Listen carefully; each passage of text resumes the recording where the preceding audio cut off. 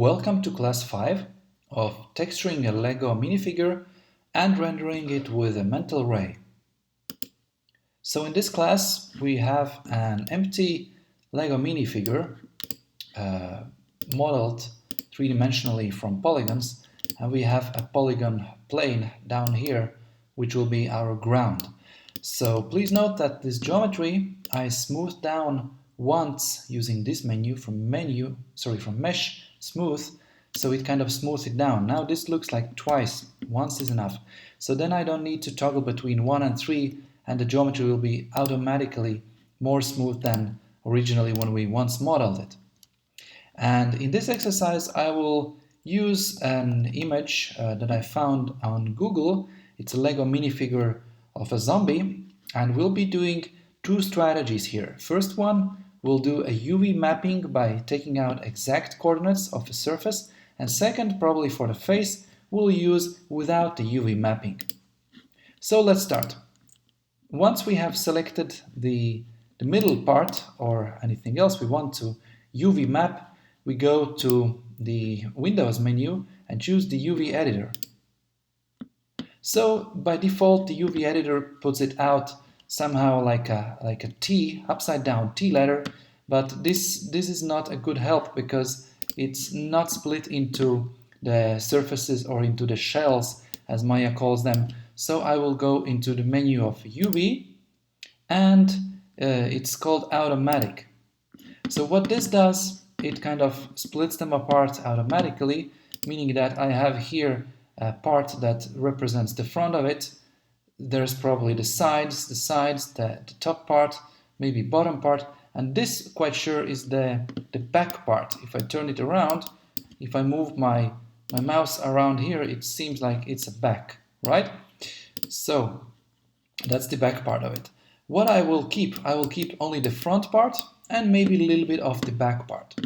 So in here, being in the UV editor, I will zoom a little bit out with a zoom and select the shells. Basically, how I do it, I can go into the UV mode and select part of the shells, only part of the shells that I don't want, and then that I have selected only some of the UV points, I right-click, hold down, and go to the Select Shell. And it selects all of the shell, and with the W button we can activate the move tool and we just move it out of the box. Please note that everything that will be inside of this box will be exported out to a TIFF file, which will be a bitmap image. We will use it for texturing. So now let's select the front one, and we will select the whole shell, and I will probably rotate it to the left, like so. And I will also bring it up more or less like so and place it in the middle. It's a very good idea also to resize the thing. So I hit the R button and I just resize it so I have nicer and bigger image of the reference image to draw on afterwards. And I will still place it inside of this square box. So here I select the corner of the back side, right click, go down to the select shell. So this one is now selected. I rotate it, I move it more or less to the middle. I will also resize it so I have both of them more or less the same size, and I will move it down because I will draw only on the top part of it, like somewhere in here. If we have the faces activated, I will use on back here some logotype or my own name or whatsoever. So now when we are happy with this, we exit to the object mode. We select it once again, and you see this is nice front side of it and nice back side of it. If you really want to double check, you can right click and go back into the face mode and see once again that this is the front, so this is the upper part, this is the lower part, and if we turn the guy around, this is the back. So we will be drawing on these four surfaces or faces. Now we go back to the object mode, select the center again. Now we have verified. We go to the polygons menu and choose the very last one. I don't know if you can see it, but the very last menu down here out of the screen is called UV snapshot. So UV snapshot is a place that allows us to export it out to an image. So first is what important to check if the image format is not Maya EFF but the TIFF. TIFF stands for more or less very wide, well-known standard used in Photoshop, which has several layers of information. I will also go with a size of 2048 by 2048, just to have enough space to draw something beautiful.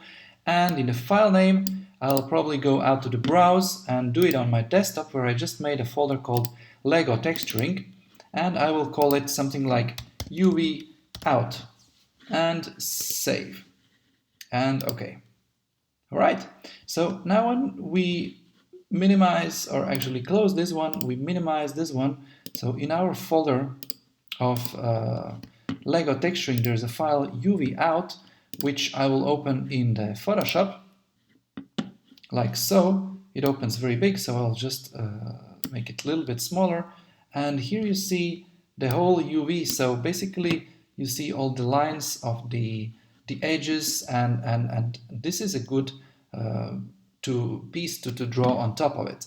So now let's open the sample guy that I downloaded on the internet, also in Photoshop. So I have it here next to my my UV image. So I'll put them aside, and I'll use some part of this guy by selecting in Photoshop the marquee tool, the second button on top. I select a part of this centerpiece here, which I will draw first. So I just Command C, copy for Windows users, Control C, copy it into the clipboard, and here I paste it, and you see how small it is. And the fact is that if I choose the first button up here, if I start resizing it, see how pixelated it is. So basically it's not very high resolution of image.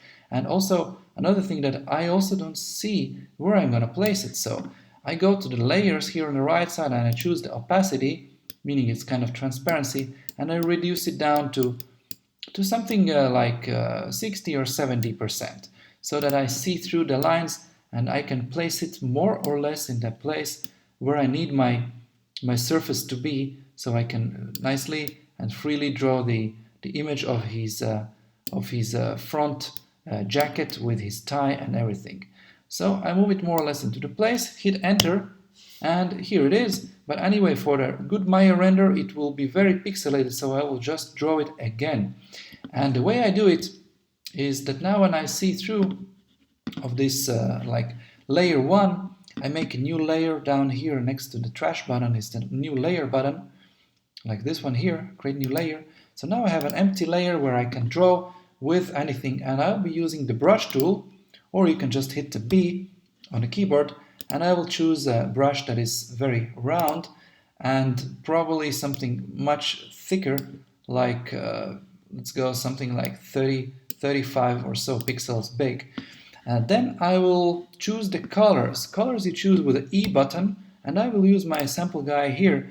So probably I will choose something from the black, like a very black color. So let's make it very black here in the color choice mode. And I go back to this image and start drawing it with hitting the B letter. And let's see. So I have this center line here that goes up like that.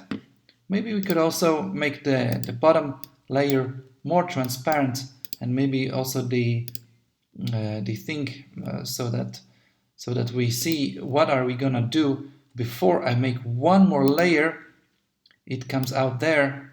So I have a layer between, I drag it a little bit down, layer between, which will be the base, like the gray color of the man. So I kind of go step back and I choose this layer.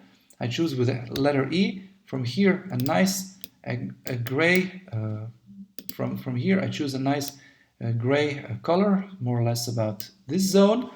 And I go back here, and with a bucket, which is the fill tool, if you don't see the field, it's under the gradient tool, probably the paint bucket tool. And I just fill the whole thing. So now you see, I have the layer. If I turn off the top one, where I will draw my my new geometry, then I have the layer of the color, then I have the layer that just helps me see what I need to draw, and then is the background, which gives me only the location of the necessary drawing. So this layer probably also needs to be transparent.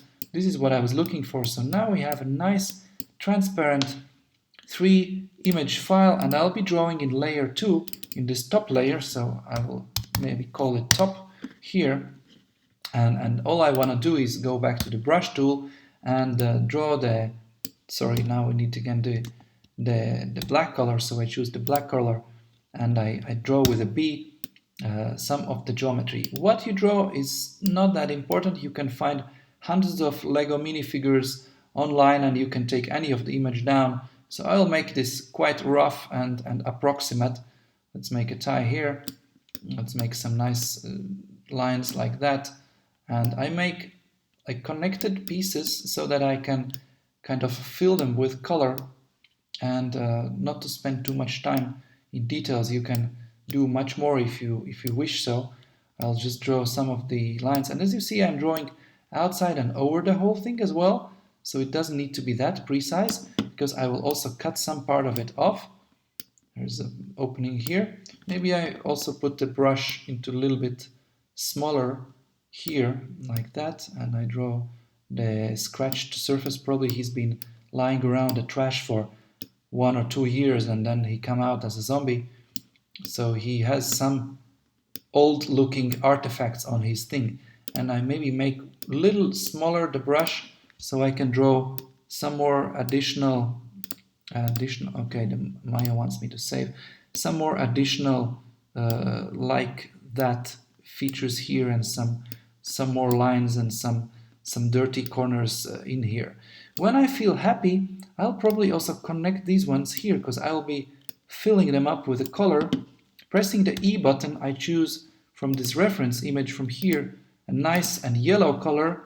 Go back to this one, hit the fill button, fill this two, which seems to be yellow. This seems to be yellow. Also, this is yellow. Then we have one corner in here is a yellow, and probably this is yellow, and one part of this is yellow. Then I choose with the letter E a brown color from here, and I go back with the fill tool and fill the tie, the top of the tie, the sides of the tie, and I'm doing it very approximately. Well, it even doesn't look like the original anymore, but we can fill some of the images like that. Then we need the zombie face color. So I will choose it from somewhere in the nose. He doesn't have a nose anymore, he's lost it. So that will be the gray color I'll be also using for the head. And I probably need my brush tool to close down this one here so the color doesn't go too far away. And I will fill this part with a light gray, and also this part with a gray, and also this part with a gray. Well, everything else is gonna be more or less transparent. Now I'm missing a good name of myself, so I go to the brush tool.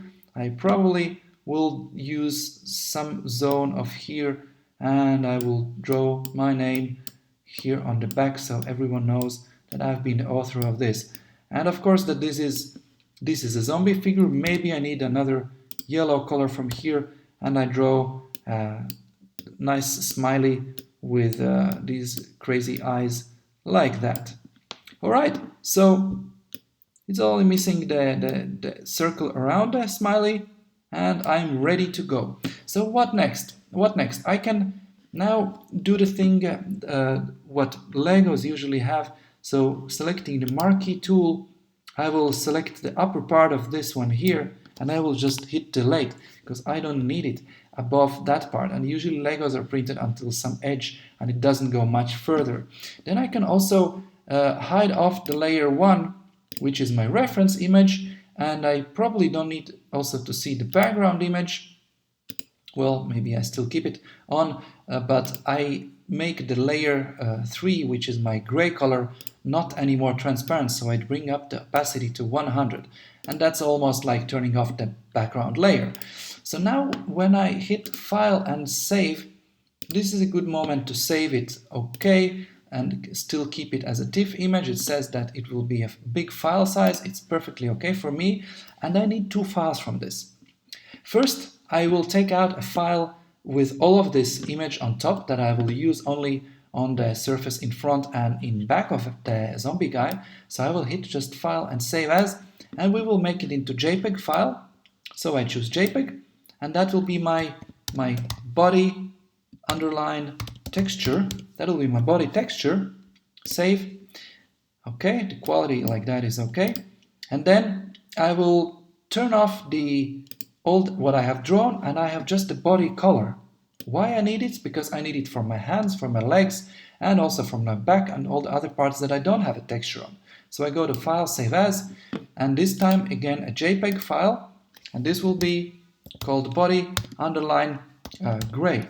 So we have theoretically two files, and we can also maybe turn it back, and we can use that TIFF file again, because it will save all the layers, everything that we had there. We can always come back and improve, and if we don't like, we can change something, change the colors, change the drawing. So I'll just save it and close for now. And now when I look in my folder, I have two nice files.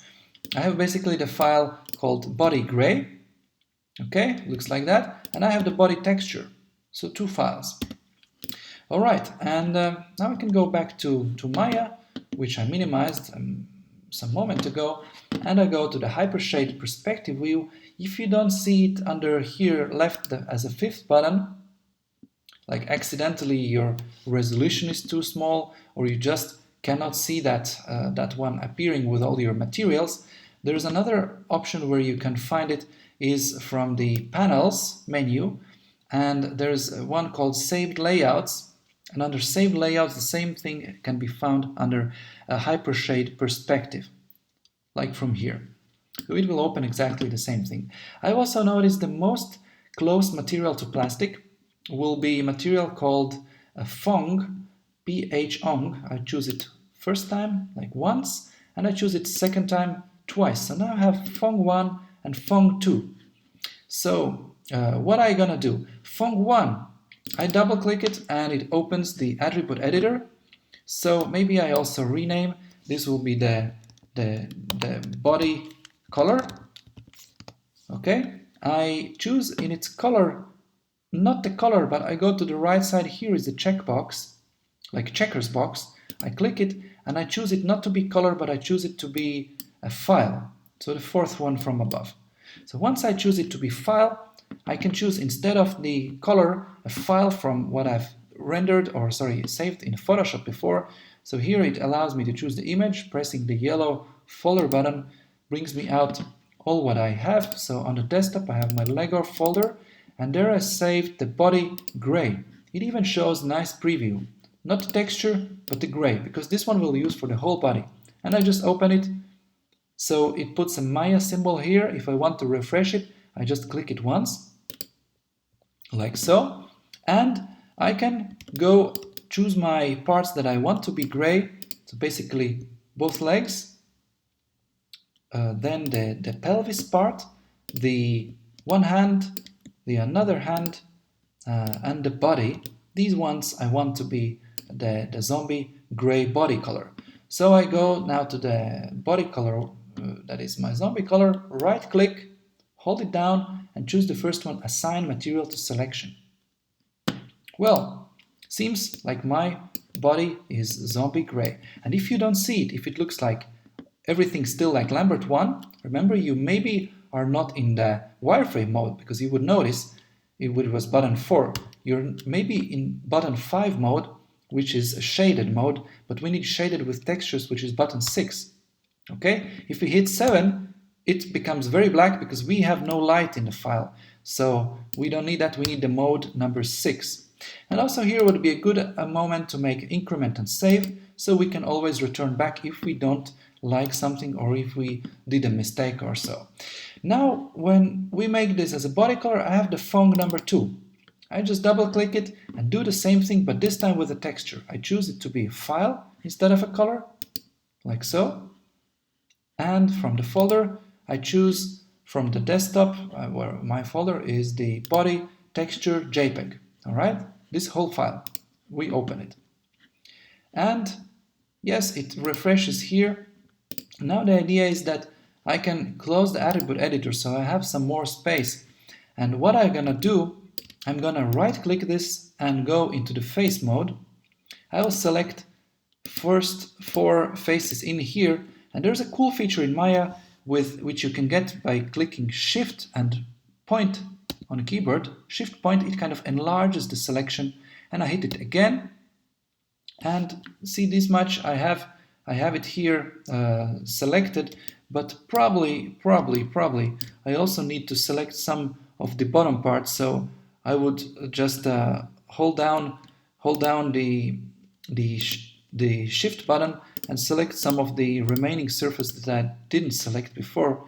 So there are quite many of them. I'm afraid I have smoothed it down to very small divisions, so I may need to select all of them, or there's another easier way to select those. Was when I go out from here, it was in Modeling Toolkit. It's the first button up here on the right side. So Modeling Toolkit allows me either to choose the pick and marquee or the drag one. Drag one is kind of drawing across, and it will select everything that I have drawn across. So I will go down until here, up until here, down until here.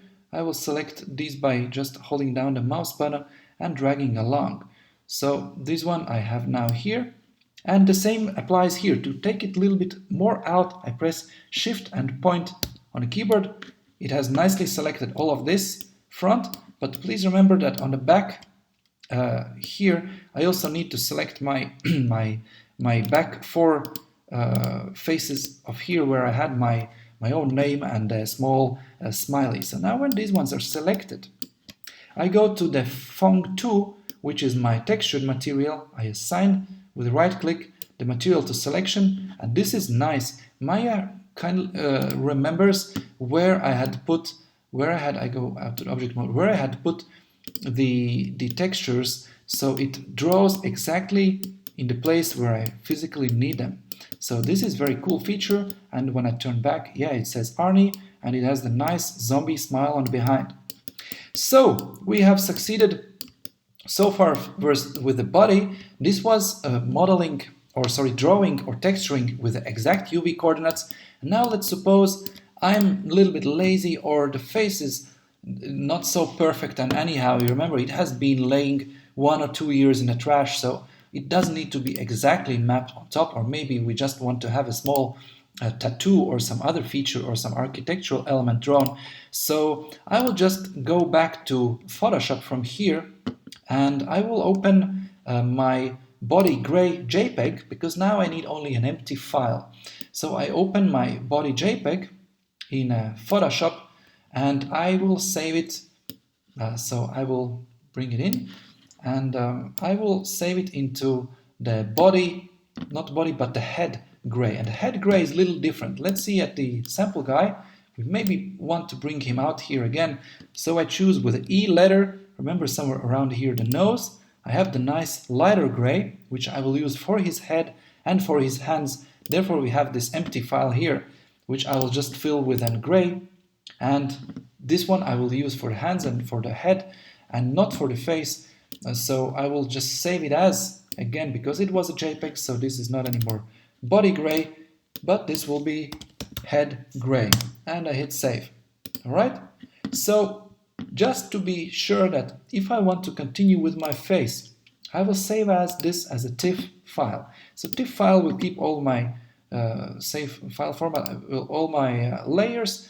So this will be my head TIFF file, like so. So here I can now start putting in some layers, and from the sample guy I will select the whole face in this case, copy it to the clipboard with Command C or Control C if you're a PC user, and now just paste it in here and see how small it is. And here it doesn't matter where I place it, to the right or to the left. Remember that we'll be just using it manually, placing it on top, and when I resize it to the desired size, holding down the shift button so it doesn't resize it too narrow or too flat, so shift keeps the proportion. When I have it in the necessary size, I just hit enter and it's here, and I will use it as reference. So from here I put a new layer in the layers, the second button from the right next to the trash. So I have a new layer on top of it, meaning that once I start drawing something with my brush tool, and probably with the E letter I can choose again the black color. First I'll draw things that are in black, or wait, let's look a second. Probably the first one on the bottom is the dark gray. So I'll choose the dark gray, and I do the dark gray features here in this file with a brush, and I'll make it somehow again bigger, up to 35 or so pixels, and let's draw in some of the images. I have this feature here, then is an angle like that, then is something like that, there's some scratch here, some scratch here, a smile here, one more smile here, something like that, and there's maybe something coming out of his mouth like so, and there's also this thing around the eyes that make them nice and nice and round, and I kind of draw around the thing, and I'm not very precise, because if you want you can spend hours and hours of drawing, so I just make it quite approximate to show how we do the work. Then I select from here the black with the E letter, and let's make it very black, like 0 red, 0 0 of green, and 0 of blue. I go back here, press B. So here I have the draw. Maybe it's a good idea also to zoom in a little bit and probably make the layer 1 here on the right side more transparent, so I can kind of see through what I do. And I always go back to the layer where I'm drawing it. So I want to draw on this layer where I have already put something in. So here I'll draw the eyebrows, which I make maybe a little bit thicker in my case. This eyebrow is split into two parts. He had a small accident in his previous life. All right. And here we have a nice mouth that is open, and it's kind of missing some teeth, which I will at the end put in with a white color. So maybe I'll just use the fill tool, so I kind of draw around and connect these shapes. There's a dent in here, and I will fill them with a fill tool afterwards, which is gonna just save me some time. All right, so here's one more teeth, and like so, which fill the rest of it. So it's nice sometimes to have a big brush, so you can make it, maybe I just make it a little bit bigger. You can go even faster from here, and like that. And I'll be drawing still some red in his eyes, so don't need to be very precise.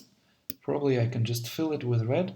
I go out like that, and I choose a smaller brush to do some smaller details here. I remember there was some sharp edge, one more sharp edge. I'm just drawing from my memory, so it resembles the guy, and probably it has more sharp edge here and maybe sharp edge here, and the teeth, I'm quite happy with that. So then I hit the E button. I choose from here the red. The red is kind of here in his eyes. That's my red. I go back to the image, choose the fill, and just fill this into the red. And now I need a white, so I take from here, from anywhere around the surface, so it's totally white, anywhere around here. Go back here and do the fill tool to the teeth, which are not many left. So 1, 2, 3, 4, 5, 6, 7. And I choose the brush tool with the letter B and make my two spots in his eyes, maybe 40 something size. Well, more or less like that here and like that here. All right, and maybe I make a smaller brush and start drawing, but this is like going into very details. There is some reflection over here and some reflection over here, which kind of makes it more detail something. And maybe there is some sharper teeth end here and something else like happening here in his mouth. Well, that's not so important. The important thing is now that I make this layer 1 where I have the reference and hide it. So now I have a nice layer of this and layer of my background. So remember, we already make the head gray color. Oh, I went back to the Maya. So I have nice head gray color. So now I just need to do the file save. So I save it as a TIFF. Please remember, we are working this in TIFF with all the layers, so we can always come back and we can always look what is the reference image and do some more drawing.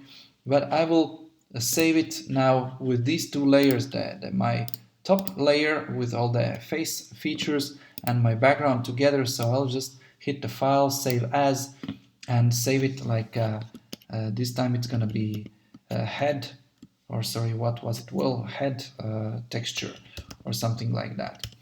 You can make a system of the file names. We can check now this is saved. I probably also close it, and let's see what I have in my folder. So I have, yes, what I have. This is my TIFF of once returning back to the body. This is my TIFF file of doing the thing afterwards with the face. If I need to change something, here is my head gray, and here is my head. Oh no, I saved it as a TIFF. So I go, yeah, I didn't save it as JPEG. I go back to the Photoshop. Some mistakes are good. So here's the thing that I have it back here. Yes, I saved it in a TIFF file once again. So I just do file and save as and make it a JPEG. JPEG, so head, of course, head underline texture. Okay, JPEG, save. All right, okay. So now I should be fine. I can close the preview, everything. So now, yes, now I have the, where did I save it? That's funny. Head gray, and this is head TIFF. Let me check. Ah, okay, it's coming. Here it is. So I have the head gray and head texture. I have the body gray and body texture. These two we used already. These two we didn't use. So I have two of the TIFF files. Probably I just delete one of them into the trash because I don't need the same thing, and that was my small mistake here. So now with these two available, I go back into the Maya and I just make two more Fong materials. Did you notice this is body color, this is Fong 2. Probably Fong 2 we needed to rename like body texture, which I didn't do before, but it just makes you more organized of what you have with your materials. So I go down to the Fong, click it once, okay. I have a new Fong here, Fong 3, and I click it second time, so I have Fong 4. So I have two materials always for any texturing task, one for the all parts and second for the textured parts. So this one will be what? It will be head color. So let's rename it into head color and choose instead of the color the checker box and the file. It will be file in my case. Okay, it will be the file. It threw out some errors, so let's see, maybe I have to do it twice. So it's the head gray. We open it. Did it actually make it? We click it. Yeah, it's opening it, and it is the head color that we have here in the gray. So I think we just select the head, we select the hands, and I go right click into the head color, assign material to selection. I'm not sure if it's take it. Let's check the head color. If it's actually, no, it didn't take it. So there was an error. Probably sometimes small errors happen. So I click again the head color, choose instead of the color the file. Okay, file. All right, and now it allows me to choose the image file from here once again, head gray. Okay, open. Yeah, see, now it become zombie gray. So we have zombie gray hands, we have zombie gray head, and we're almost finished. What we are missing, we're missing the Fong 4 to be placed on some of these faces, well, some of these faces for being his face. So let's choose double-clicking the Fong 4, and let's rename it straight away so we have a nice organized materials. It's called head texture. We hit enter, nice, and from the color we choose the checker box. We choose it to be again the file, like so, and we choose the image from the clicking folder. We choose the head texture. Yeah, this is our zombie face. Not so beautiful, but who said it needs to be very beautiful? All right, so I click on the sample, it should update, and yes, we have it in our materials. So now we have, what do we have? Body color, body texture, head color, head texture. I click my head. I may also close the attribute editor. And I click my head and I think I'm gonna choose the face. I click like 1, 2, 3, 4 of them, and I will use the shift point to select the bigger part and even bigger. I think my face will somehow fit inside of these faces. So how do? I have selected them. I just go into the head texture, right clicking, assign this to the material, and this is not exactly what I want. This is stretching it across, and in this modeling exercise I have my up axis, the up axis, which architects usually have Z axis, I have Y axis here. So let's see what I can do. I can choose from the UV menu the thing called planner. In the UV menu, thing called planner, and the planner I open with the settings. So with the small box, well, I just bring this menu out for you so you see. So I choose the planner with the settings, this one. Okay, so planner with the settings, and now when the settings are open, everything here is fine, so it kind of gives me the bounding box, but it's kind of offering me several axes. So let's see, choose first X axis, apply. Well, almost there, but he kind of understood that the image is, as you see, going through, cutting through the face in the place of nose. That's not what I need. Y axis, apply, is again cutting horizontally through the face, horizontally through the Y axis. So looking in my, here in the corner, I think I need to cut through the Z axis and click apply, yes, and it kind of placed it in here, but as it made it exactly the size of my selected faces, and that's the whole image. First of all, it's out of proportion because it cannot retain the proportion because it was not UV exported. So I may just close it from here, from the corner, and go back to the normal view, the first button here. And now let's move it around and rotate. For me, it seems somehow too flat, so I'll just resize it like that. This is more or less the proportion I'm looking forwards, because remember, it was a square file, so it's like the same length as the same height. And then I will just drag from the corner until I get the desired size, and I think something like that. And then I move it up. It's pretty close to my zombie face that I'm looking forwards. All right? And if it goes out, you see it goes out, it ends at the edges of my selected faces. So I will place it somewhere here.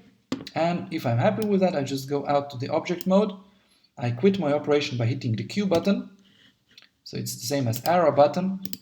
And click somewhere aside. So this is my zombie guy in a 3D environment, shaded with my name on the back and a smiley on the back. Nice face, was manually mapped, and the surface of the body was automatically mapped using two different strategies. But basically, if I open back my Finder, so I have the body gray, I have the body texture, I have the head gray, and I have the head texture. So now let's do some rendering before I would do the increment and save. So my file kind of has the everything from the point where I can come back. And we'll be using the mental ray renderer.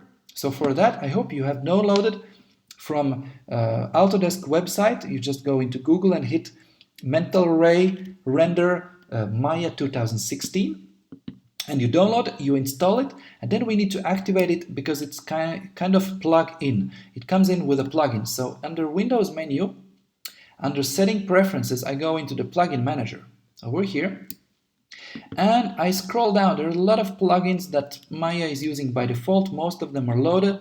I just keep coming down, and one of the last tabs here. Well, let's see. This is Maya plugin FBX, some effects. Mental Ray for Maya. Okay. Maya to MR bundle loaded. That's good. Auto load, good. But if it's not clicked, you have to cancel. You have to click to activate it, and then you need to do refresh. So after a while, when it's finished, it will load in the Maya to MR, Maya to Mental Ray bundle. And we can just close it, and I'm sure that we have it here in the settings. When we go to render settings, the first icon here from the right side, by default it will render using Maya software, but I want it to render with Mental Ray. So I choose down here, render using mental ray, and it has much more settings to control. Well, we'll not do much things, but in the first tab here, what is called common, we can choose kind of size of the renderable image. So by default, it's something like HD 540, meaning that it's 540 pixels high and 960 pixels wide. This is good to test some renders. What I need in the scene settings to create the physical sun and sky by hitting button create. So what it actually does, now when I close this one, it has created the physical sky and physical, sunlight and the sky. So where is my sunlight? First of all, I don't see it because I'm still in the shaded view, hitting button 6. So hitting button 5 is just shaded, 6 is shaded with textures, 7 is shaded with textures and lights. And I have already my shadow here because I have activated before from here in the lighting menu, the shadows. So if you don't see shadows, you go into lighting and choose the shadows. Here are my shadows. So where's my light? Usually it comes in, well, I can zoom in here. Usually it kind of comes in here in the very middle, or you can also look down here. So it's on the 0.000. This is just the information of the light. I can bring it up. I can bring it also away to the side. It will not affect because it's like a directional vector. Let's close this one. So only when I start to rotate by hitting the E button, if I start to rotate, that affects the light. So I will move it somehow like that. And I know that usually the sunlight is not enough. So I want kind of a photography effect maybe on his face. And I want kind of extra light in this render because I've been rendering before with mental ray and I know that sunlight is good, but even good sunlight is not enough to have everything visible. And besides, back is not visible at all. So, and as we will render it from front this time, we will create a new light from here, from create menu, light. And I think a point light would be good. Create lights and point light. So where does it put it? Probably it's putting in the center. I hit the W and I just bring it up. I bring it up and I bring it forward. So see what it does. It kind of, when I go closer, it's a point light, so it does nice effect. And if I hit it higher where the face is and a little bit off from one side, you see how this point light kind of adds more light to the object. And I will keep the light, well, some 1 or 2 meters away from him. So not really directly into the face because it will not light much of it. I will take it a little bit apart so it kind of lightens up the top part of it. This will be my kind of camera flash. And one more thing before rendering, because now I'm in kind of this stretched mode, horizontal view, I choose from the view button, there's the camera settings, and I choose something called a film gate, but under the film gate is also resolution gate. Resolution gate is a cool feature. What it does, it kind of draws around the renderable image box showing up here how many pixels it's going to be. So this is going to be 960 by 540 pixels. And one more thing, so I see really where the camera settings is going to do, I also activate the gate mask. Also under view, camera settings, gate mask. Alright, so everything outside is kind of gray in these sides, and all what I see inside of this image now will be rendered in my file. So if it means that if I somehow go out of this box, everything that will be outside of the box inside of the gray zone will not be rendered. So let's do a test render. So the guy will be somewhere here. I'll be looking on him from a little bit at top. Maybe I also want to see all the legs in the image. And when I feel ready, I just hit the render button, which is this one here, and it will take some minutes or so to render the image. So it will start roughly by putting some cubes, and then little by little, because it's using a lot of computer power to record this tutorial, so it will take some time to render the image. And please note that my render here, the preview, is much lighter than the image actually is going to be when we save it down to a file, because this is kind of preview which allows us to see some of the details, and when we want to change something, we can come back here and we see some very nice precision elements here. So let's see. It's rendering. Let's give it some time. We can meanwhile go and have a glass of water. If you have a very slow computer, if it's a little bit faster and you're not running 5 or 6 applications at the same time, it should be done in this resolution in about 1 minute or 2 minutes, because please take note that it's rendering the real sun, which is casting a shadow, and then it's rendering additional light, which I put in, and which is also casting the secondary shadow. And besides, there is some material features. As I did not change any reflectivity, by default the fong will be reflecting a lot of the surrounding things. So I see some blue sky in the upper parts, and I see it reflecting some of the horizon. Even the horizon is being reflected into the image. So now when it starts rendering the small edges around, maybe it needs 1 more minute and it will be done. And probably you need to play around with the fong settings with double clicking it and choosing its attribute editors part which says reflectivity. By default it will be something like 0.5, and for having it more plastic look, I would probably take down reflectivity to the 0. So let's see how this comes out, and we don't play around with renders. And it's an art by itself. People spend hundreds of hours just rendering some images and finding the best scenarios. This one is easy and fast, and if you can do something like that in about 1 hour or so, it's very good, and I'm happy about you. So the image almost finished. Let's see. Yeah, it's doing some edges. The left hand is already fine. What I also see that the front become fine. So it's making it kind of in parts. The most easy part it does first, and then it does the difficult part.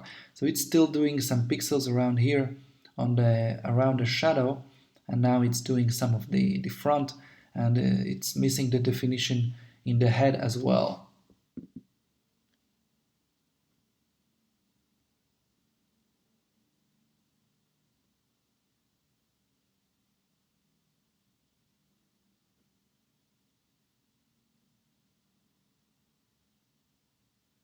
Yeah, you can easily switch to the very last minute of this video if you are bored to wait. Usually without the screen recording, it really does it much faster. But let's see. I mean, YouTube can be paused and fast forwarded if you wish.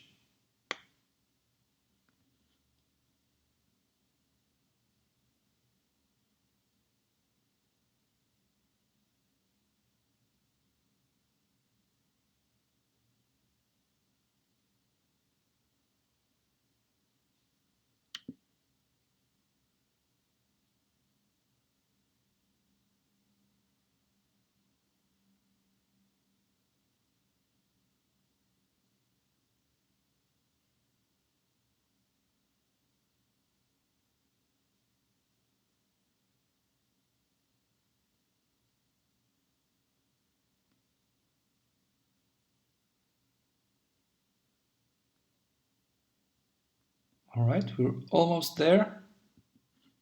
I see some definition missing from head, and now the last corner is somewhere here with the shadows and this nice edge here, because everything else seems fine to me. It's finishing with the edges. Yeah, and there's a lot of reflectivity. With the setting 0.5 at reflectivity, it's reflecting almost anything I see. His legs are reflecting everything, and hands are super shiny. It looks like made out of glass.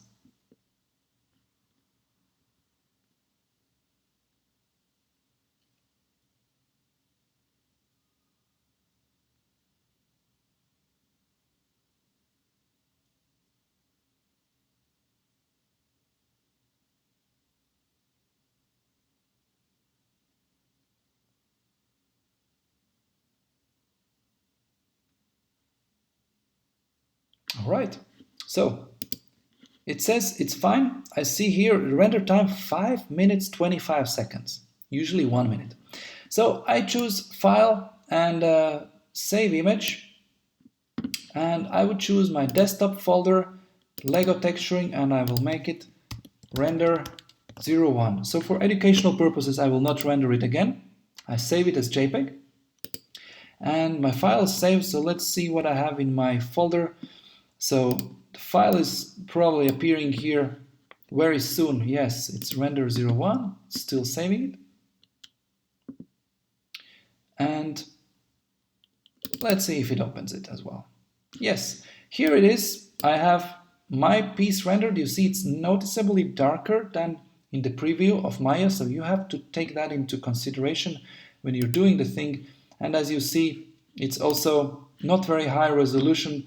I'm quite sure your computers are much more powerful. If you have a desktop computer with a good graphics and video card, it will also render much faster. So this was it. What we learned is two strategies of UV mapping: one with exact exporting out the UVs, and second by just drawing the texture and then trying to figure out how to place it on surface. Both are possible. The first one is better for more exact details like architecture of the precision rendering, and second is like more where you need it to be more or less about here or about there.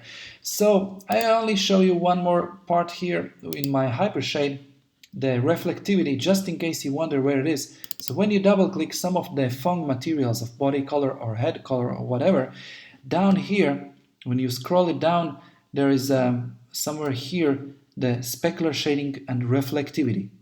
So this is advisable to be taken down. And once you have taken it down on all of the materials, reflectivity down, and then you render it again, it's not going to be so shiny. It will be more plastic looking. All right. So thank you for watching, and I hope you can make your own Lego feature. Please do so and show me when you're ready. So good luck with it, and see you again next class.